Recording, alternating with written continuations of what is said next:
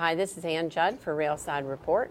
Sitting back in the Judges Lounge once again. I'm sitting with my friend Tracy. Jeff is one of the judges on panel two. We have, I think, 5 panels here at the Scottsdale show this year. Gives you a little bit of a break. That we're snagging you right now. A little bit. Snagging him right now in between classes. So we're excited to have you here. Well, Tell me what's going on, Jeff. How's the show shaping up? This show is a phenomenal show, as always, and we've seen some very high-quality horses. We've judged the mares in the halter division this year. Some great mares out there, some of the best I've seen in a long time. The performance classes we've done have been, they've also had good depth in them, good quality, and... Are the numbers holding from previous years? Yeah, I think up, so. Down, about the same? No, I think they're... It varies, between classes. We had some really good classes, halter classes with 20, 25 in them. And those are the younger divisions as normal.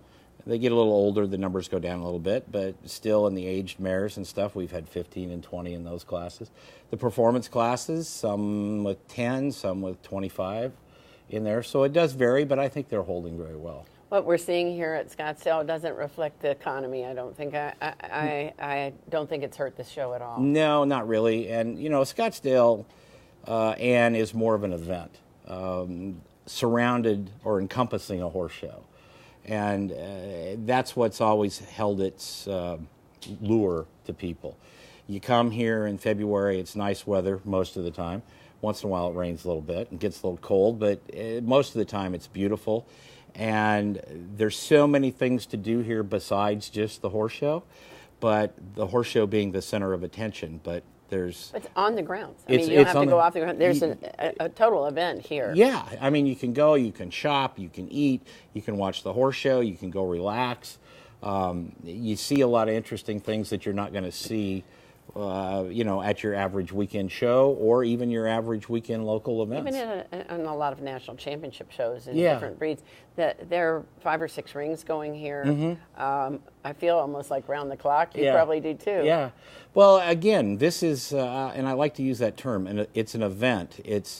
And I think if a lot of the other people in the horse industry would come to Scottsdale and see how this show is managed and run and all of the different things that they put on and do, because it's not just horses going in circles. You have your standard halter classes and performance classes, and you have reining, and you have dressage, and you have trail, and you have all those different divisions. But then, they have fun things here. They have things for the kids to do. They have informational seminars. They have, again, some of the greatest shopping in the world. I don't know, they have 700, 800 vendors here, some great food courts here. And just to come get out of the inclement weather, because I live way up north, as you know, it's like the moss between my fingers is finally drying up just in time to go home. Everybody's got it, even if it's cool here, it's feeling better than most people. Yeah, it's even cold in Florida. Oh yeah, you guys had snow. Well, yes, we did. Those two don't usually go in the same sentence. Don't even know what snow is, but we did have it. Yeah. Well, it's interesting you talk about different things, and for the children to do the other day, there's a round pen that they do exhibitions, and you can come and have your child's picture taken on a horse. Yeah. And they had 65 people in line with their children waiting for pictures. So it really is an amazing, there's just something for everybody. So it's sort of fun. The folks here at the Arizona Arabian Horse Association work very hard all year long. I think most people that are kind of indoctrinated into the horse show life, they may have one show that they put on a year if they're involved at a local club level or a regional level. And they work on that show for 6 or 8 months a year, and then as the show gets closer to time, the activity steps up.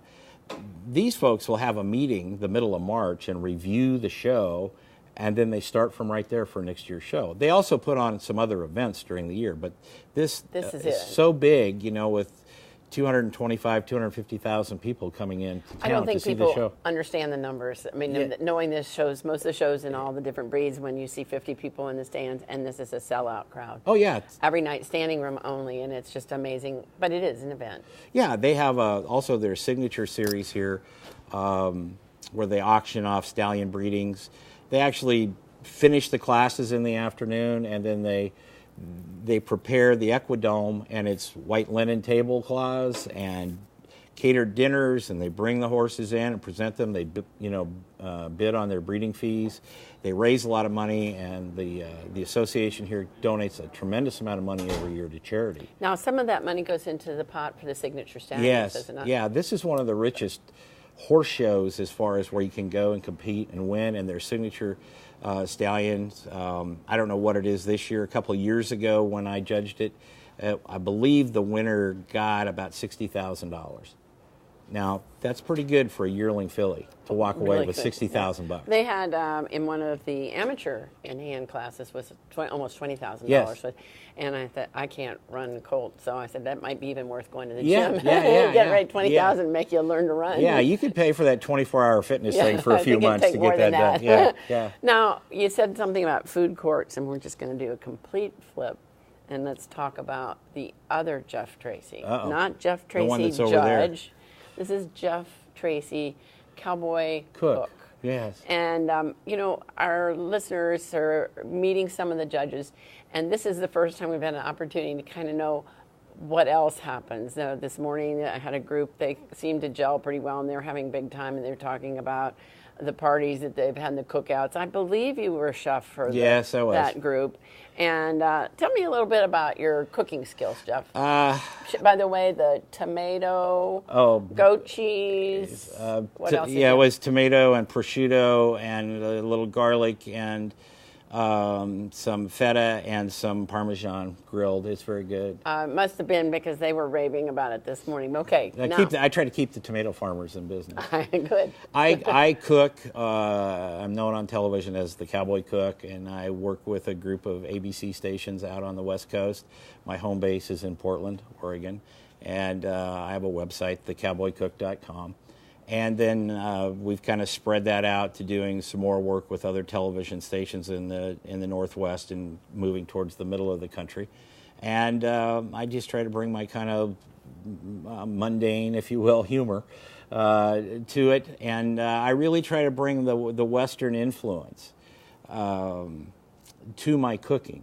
I don't do the grizzled old guy and the chuck wagon and the Dutch ovens. There's nothing wrong with that because I know how to cook that way. But most people that live in suburbia are probably not going to put a Dutch oven fire in the middle of their patio or something. I think so. And you're right. So I try to bring the influences that I've had of traveling around the country and the world over the years to the stuff I cook on TV. Now, if you came to Florida and cooked dinner at my house, which really sounds like a great idea to me, what would we have?